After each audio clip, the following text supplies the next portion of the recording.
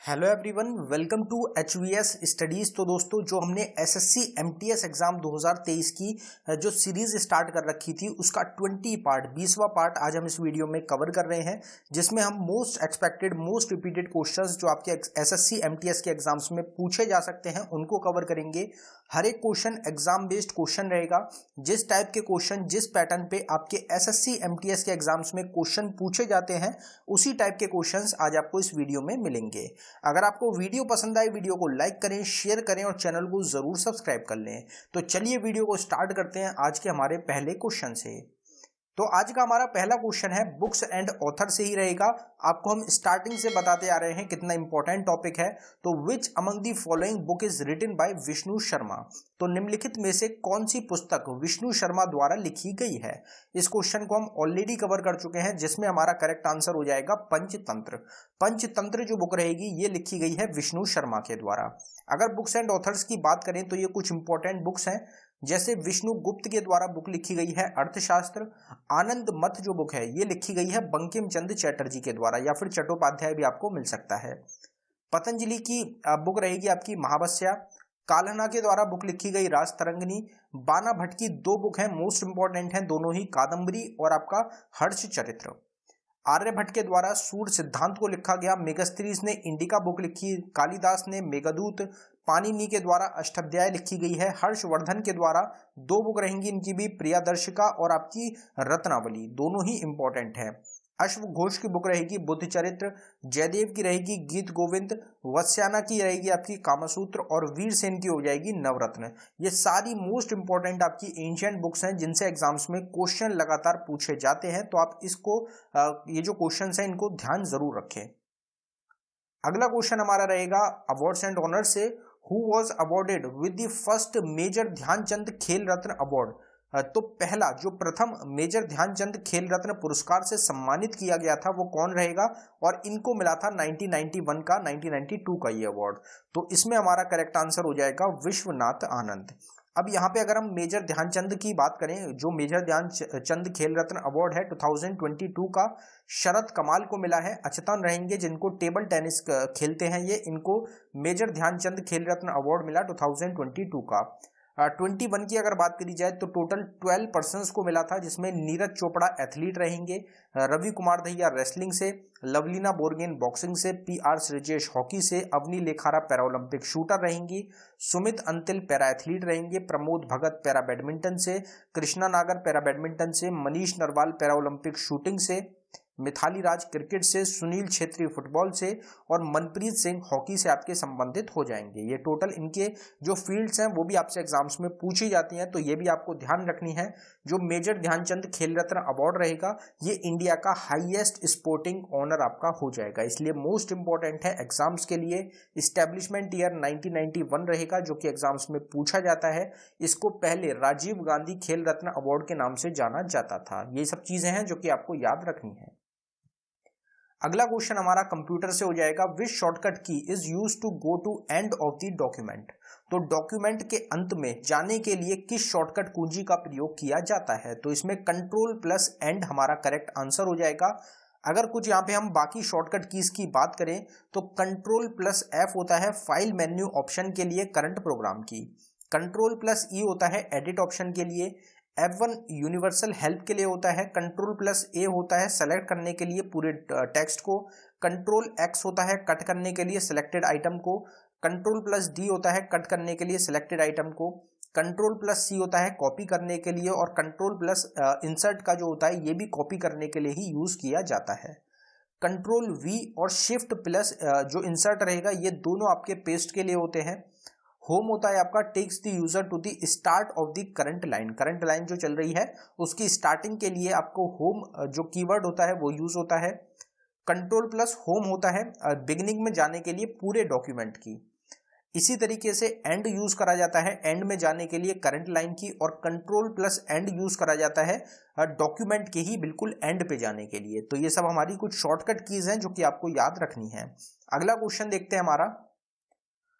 अगले क्वेश्चन पे बढ़ने से पहले हम आपको बताना चाहते हैं कि सिर्फ 79 रुपीज में आपको ये ई बुक हमारे द्वारा प्रोवाइड कराई जा रही है, जिसमें कुछ आपके स्टैटिक जीके के टॉपिक्स हैं और कुछ आपके करंट अफेयर 2022 के टॉपिक्स रहेंगे। ये सभी वही टॉपिक्स हैं जिनसे एग्जाम्स में बार बार क्वेश्चंस आपके रिपीट होते हैं। टोटल 19 टॉपिक्स हैं। अगर आप इंटरेस्टेड हो इसको बाय करने के लिए तो लिंक डिस्क्रिप्शन में है, आप डिस्क्रिप्शन में जाके इस ई बुक को बाय कर सकते हैं। पेमेंट करने के बाद अगर आपको डाउनलोडिंग में कुछ भी इशू आता है तो नीचे हमारी जीमेल आईडी है, आप इस पे हमको डायरेक्टली मेल कर सकते हैं। अगला क्वेश्चन देखते हैं हमारा। अगला क्वेश्चन हमारा गवर्नर से हो जाएगा। Who is appointed as the new governor of Andhra Pradesh state in February 2023। फरवरी 2023 में आंध्र प्रदेश राज्य के नए राज्यपाल के रूप में किसे नियुक्त किया गया है? तो इसमें जो हमारा करेक्ट आंसर हो जाएगा वो हमारा ऑप्शन ए हो जाएगा, एस अब्दुल नजीर। यहाँ पे टोटल हमारे 2023 में फरवरी में आपके 12 गवर्नर्स चुने गए हैं। मोस्ट इंपॉर्टेंट रहेंगे, आपको किसी ना किसी शिफ्ट में 100% ये क्वेश्चन देखने को मिलेगा।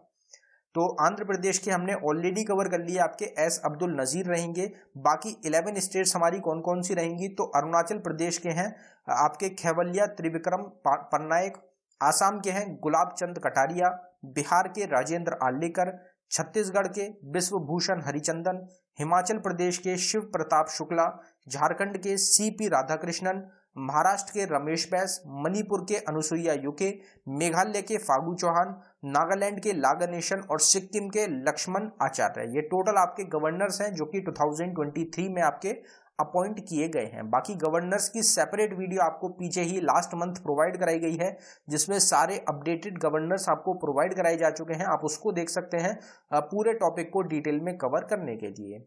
अगला क्वेश्चन देखते हैं हमारा। अगला क्वेश्चन हमारा प्लेनेट से रिलेटेड हो जाएगा। Which is the planet nearest to the sun? तो सूर्य के सबसे निकट का ग्रह कौन सा है? तो वो हमारा मरकरी हो जाएगा।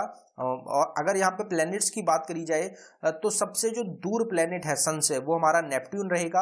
हॉटेस्ट प्लैनेट कौन सा है? तो वो वीनस रहेगा। सबसे बड़ा लार्जेस्ट प्लैनेट कौन सा है? तो वो जुपिटर है। स्मॉलेस्ट प्लैनेट कौन सा है? तो वो मरकरी हो जाएगा, जो कि सूरज के सबसे करीब है, नियरेस्ट है सन के। रेड प्लैनेट के नाम से किसको जाना जाता है? तो मार्स को ही रेड प्लैनेट बोला जाता है। कौन सा प्लैनेट है जिसके सबसे ज्यादा नंबर ऑफ मून्स रहेंगे? तो वो जुपिटर है। जुपिटर के टोटल 92 मून्स हैं। कौन सा प्लैनेट है जिसका एक भी मून नहीं है? तो वो मरकरी और वीनस रहेंगे आपके।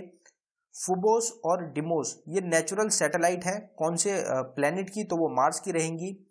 गैमीड जो है ये सबसे बड़ा मून है कौन सी प्लैनेट का? तो वो जुपिटर का रहेगा। कौन सा प्लैनेट है जिसको कि इवनिंग और मॉर्निंग स्टार के नाम से जाना जाता है? तो वो वीनस हो जाता है। टाइटन जो मून रहेगा ये कौन से प्लैनेट का है? तो ये आपका सैटर्न जो प्लैनेट है उसका मून हो जाएगा। पहले सबसे ज्यादा जो मून्स थे वो सैटर्न के थे, लेकिन जो अभी हाल ही में रिसेंटली जो और मून्स डिस्कवर किए गए हैं उसके बाद जुपिटर आपका सबसे ज्यादा मून वाला प्लैनेट हो गया है। अगला क्वेश्चन हमारा इंडिया से रिलेटेड हो जाएगा, ज्योग्राफी से related. What is the extent of India from north to south? तो भारत का उत्तर से दक्षिण तक विस्तार कितना है? तो इसमें हमारा करेक्ट आंसर 3214 किलोमीटर है। चाहे नॉर्थ टू साउथ हो या फिर साउथ टू नॉर्थ हो, जो हमारा डिस्टेंस है वो सेम रहेगा 3214 किलोमीटर का। अगर ईस्ट टू वेस्ट आपसे पूछा जाए या वेस्ट टू ईस्ट पूछा जाए तो वो है 2933 किलोमीटर का।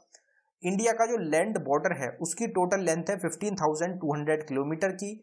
इंडिया का जो कोस्टल एरिया है, जो वाटर बाउंड्री रहेगी, उसकी टोटल लेंथ है 7,516.6 किलोमीटर। इंडिया की कौन सी स्टेट है जिसकी सबसे बड़ी कोस्टल लाइन लगती है? तो वो आपकी गुजरात स्टेट हो जाएगी। सबसे छोटी अगर पूछी जाए तो वो गोवा की रहेगी। डिस्टेंस कितना है इक्वेटर से? तो वो 876 किलोमीटर का रहेगा। स्टैंडर्ड टाइम लाइन क्या है इंडिया की? तो 82.5 डिग्री ईस्ट लॉन्गिट्यूड रहेगी। इंडिया का जो स्टैंडर्ड टाइम लाइन है ये 5 स्टेट से पास होता है। कौन कौन सी स्टेट्स है हमारी? तो उत्तर प्रदेश, मध्य प्रदेश, छत्तीसगढ़, उड़ीसा और आंध्र प्रदेश, ये 5 हमारी स्टेट्स हो जाएंगी। और ट्रॉपिक ऑफ कैंसर टोटल हमारी 8 स्टेट से पास होता है। तो इंडियन स्टैंडर्ड टाइम और ट्रॉपिक ऑफ कैंसर दोनों की स्टेट्स आपको जरूर याद रखनी है, एग्जाम्स में आपकी पूछी जाती हैं। आप नीचे देख सकते हैं एक प्लेलिस्ट है हमारी ऑल स्टैटिक जी के टॉपिक के नाम से। इसमें 200 से ज्यादा टॉपिक आपको कवर कराए गए हैं। प्लेलिस्ट का लिंक डिस्क्रिप्शन में है। ज्यादातर हर एक टॉपिक आपको इस प्लेलिस्ट में मिल जाएगा, तो आप इसको जरूर देख लें, आपको एग्जाम्स में काफी मदद मिलेगी। अगला क्वेश्चन हमारा नोबेल प्राइज से रहेगा।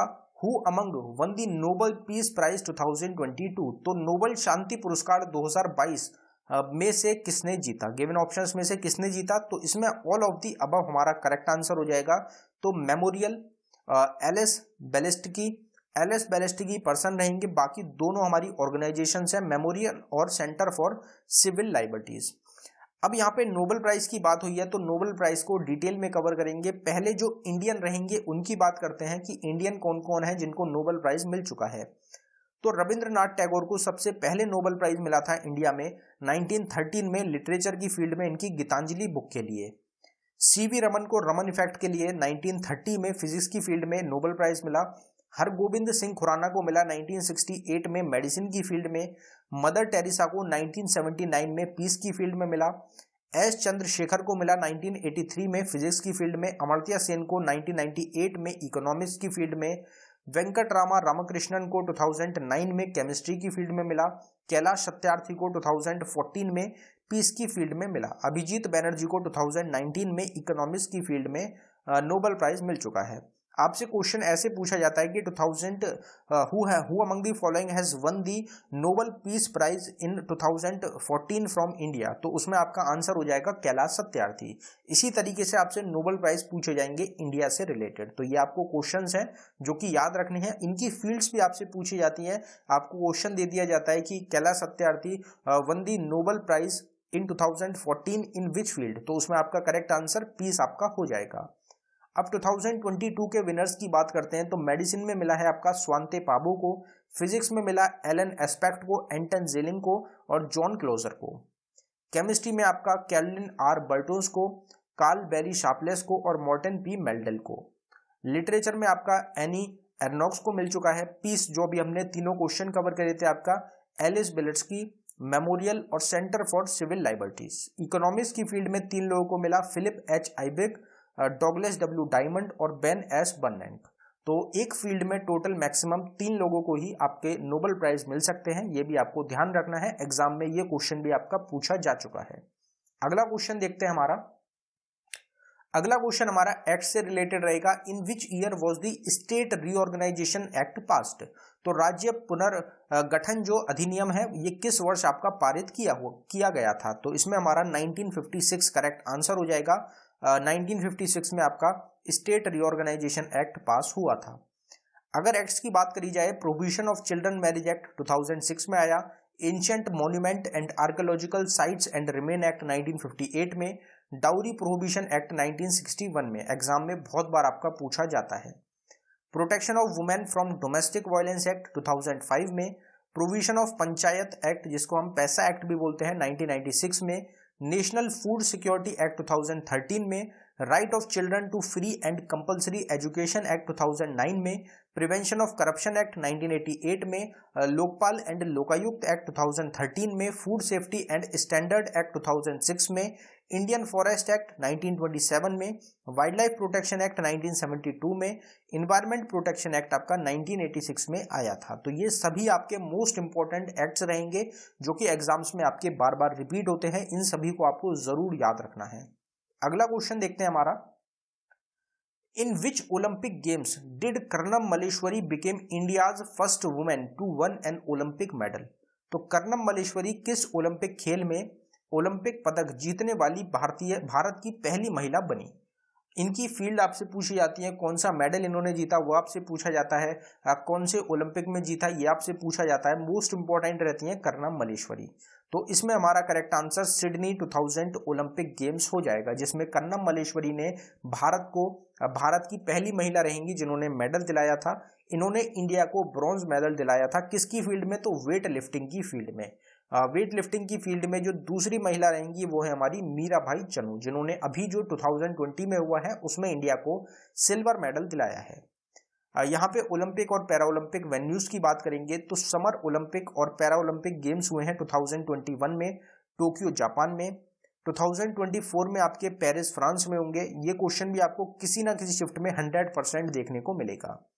2028 में आपके लॉस एंजल्स अमेरिका में होंगे। 2032 में ब्रिस्बेन ऑस्ट्रेलिया में आपके ऑर्गेनाइज किए जाएंगे।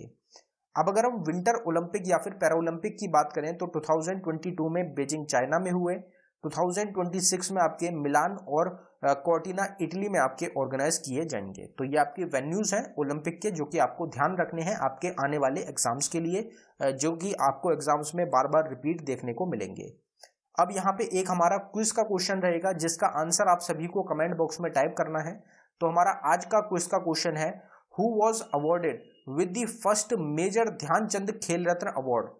प्रथम मेजर ध्यानचंद खेल रत्न पुरस्कार से किसे सम्मानित किया गया है? 1991 1992 का ये अवार्ड रहेगा। तो गिवन ऑप्शंस में से जो विनर है जिनको मिला है first major Dhyanchand Khel Ratna award या फिर फर्स्ट राजीव गांधी खेल रत्न अवार्ड, तो उनका नेम जो है वो आपको कमेंट बॉक्स में टाइप करके बताना है। डेली की ये हमारी सीरीज चल रही है, अगर आपको ये सीरीज अच्छी लग रही हो तो आप कमेंट बॉक्स में बता सकते हैं कि इस सीरीज को हम फॉलो करें, आपको ये सीरीज जो है काफी ज्यादा हेल्पफुल लग रही है। अगर आपको वीडियो पसंद आए वीडियो को लाइक करें, शेयर करें और चैनल को जरूर सब्सक्राइब कर लें। ई बुक्स के लिए हमारा डिस्क्रिप्शन रहेगा, हमारी प्लेलिस्ट टॉपिक्स की आपको डिस्क्रिप्शन में मिल जाएगी, उस प्लेलिस्ट को आप जरूर चेकआउट कर लें। एक ही जगह पे आपको सारे टॉपिक्स मिल जाएंगे जो कि आपके एग्जाम्स के लिए मोस्ट इंपॉर्टेंट रहने वाले हैं। धन्यवाद।